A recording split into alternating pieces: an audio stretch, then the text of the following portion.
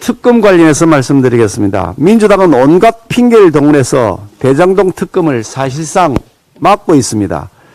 민주당이 주장하는 상설 특검, 그거는 가짜 특검입니다. 민주당과 이재명 후보가 마음에 드는 친여 인물을 특검으로 지명해서 꼭두각시로 앉혀놓고 검찰이 그랬듯이 몸통 은폐를 하겠다는 꼼수에 불과합니다. 자신의 범죄에 대해서 수사하는 특별검사를 자신이 지정하는 경우가 세상에 어디 있습니까? 이미 검찰 수사로 2명의 핵심 관계자가 비극적인 생을 마감했습니다. 더 이상 무고한 희생을 치르지 않도록 하기 위해서도 여야가 어느 편에도 휘둘리지 않는 중립적이고 객관적인 특별검사를 추천해서 신속하게 실체적 진실을 규명해야 마땅합니다. 우리 국민의힘은 이미 지난 9월 23일에 특검법 발의를 해놓았습니다. 심지어 윤석열 후보에게 아무런 책임이 없음에도 불구하고 민주당이 물타기용으로 제기하고 있는 부산저축은행 부실 수사 혐의에 대해서도 특별수사의 대상으로 하겠다라고 하는 입장을 여러 차례 표명한 바가 있습니다.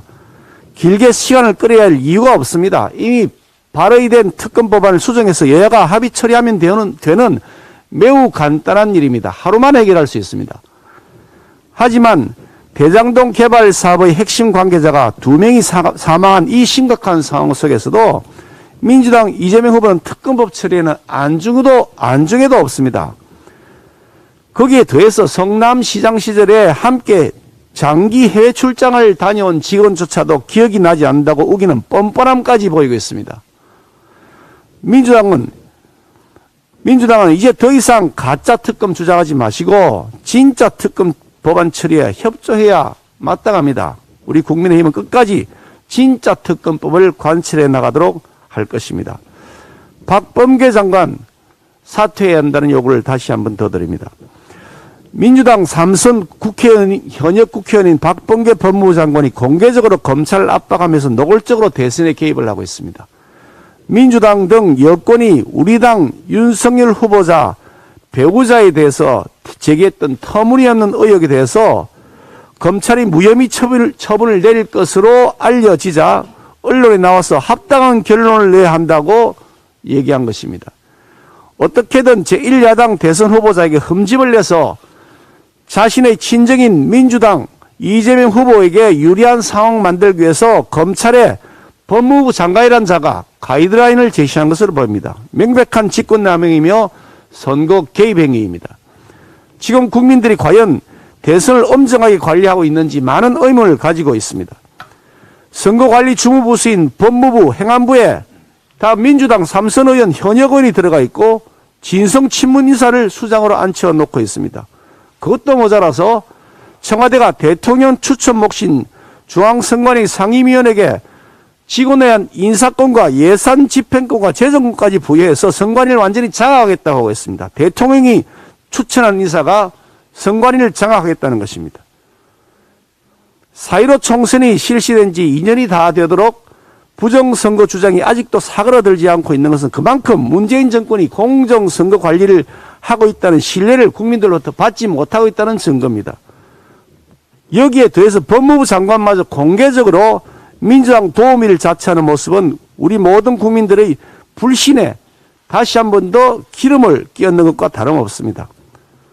박범계 장관 대선 전에 그렇게 끼어들고 싶으면 지금이라도 당장 법무부 장관직 반납해야 마땅합니다. 그리고 민주당 선대위에 들어가십시오. 문재인 대통령에게 여러 차례 촉구했습니다. 다시 한번 촉구합니다. 지금 즉각 중립 내각 구성해야 됩니다. 행안부 장관, 법무부 장관 즉각 사퇴시켜야 마땅합니다.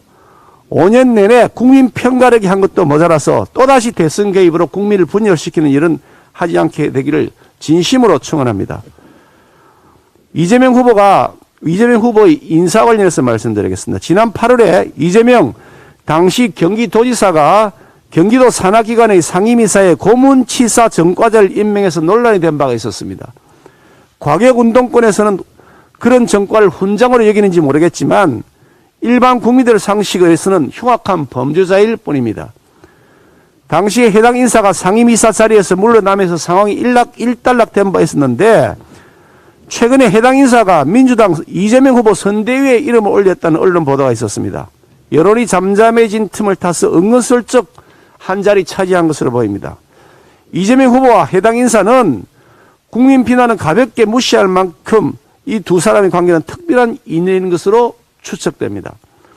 대통령 후보자는 자기가 스스로 전과 사법인 마당에 선대위에 전과자 한 명 추가된다고 뭐 이상하게 여기겠냐라고 자기는 생각할지 모르겠지만 더 큰 문제는 이 후보의 일처리 방식에 또 있습니다. 국민들이 반대하더라도 기어이 자기 사람 챙기고 말겠다는 고집으로 국가를 만약 운영하려고 한다면 문재인 인사의 한 자리씩 챙겨주는 본인사가 온 나라에 만연될 것이기 때문입니다. 또한 국민의 비난은 잠시 피하는 소나기 정도로 여기는 것으로 보입니다. 그러지 않고서 어떻게 논란이 되었던 인사 불과 4개월 만에 재기용하는 것을 설명할 수 있겠습니까? 국민을 바보로 여기지 않고서야 가능한 일이겠습니까? 하나를 보면 열을 난다고 합니다. 국민이 반대하는 옳지 않은 길임에도 불구하고 마이웨이를 고집하고 있는 이재명 후보는 국가 지도자의 자격이 전혀 없습니다. 국가와 국민의 미래를 더 이상 불행하지 않게 만들어야 할 것입니다. 대장동 사태, 이거 끝난 사건이 아닙니다. 진행 중인 사건이고요. 명백한 특혜비리 사건입니다. 소위 지방 권력이 금융, 부동산, 법률, 각종 전문 지식을 가진 집단들과 공모한 기획적이고 아주 지능적인 범죄 사건입니다. 거기에다가 여야 정치권, 법조계, 언론계 이런 다양한 분들을 끼워넣은, 그래서 문제가 터지면 그분들을 내세워서 은폐하고 덮으려는 고도의 보험 사기 사건입니다.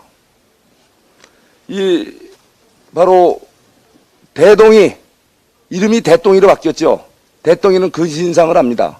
이번 대장동 특혜비리 사건은 철저한 양도구육 사건입니다. 공공개발을 빙자한 사실상 특정 세력들이 지방 권력과 전문가들의 지식을 악용해서 1조 원에 가까운 특혜 비리를, 그야말로 서민들의 땅을 강제로 뺏어서 각종 특혜이익, 바로 8가지의 이런 각종 특혜 비리를 안기면서 지방 권력, 이것이 바로 당시 성남시장, 지금 대통령 후보로 나선 이재명 당시 시장, 지금 현 후보께서 본인이 분명 설계했다고 했습니다.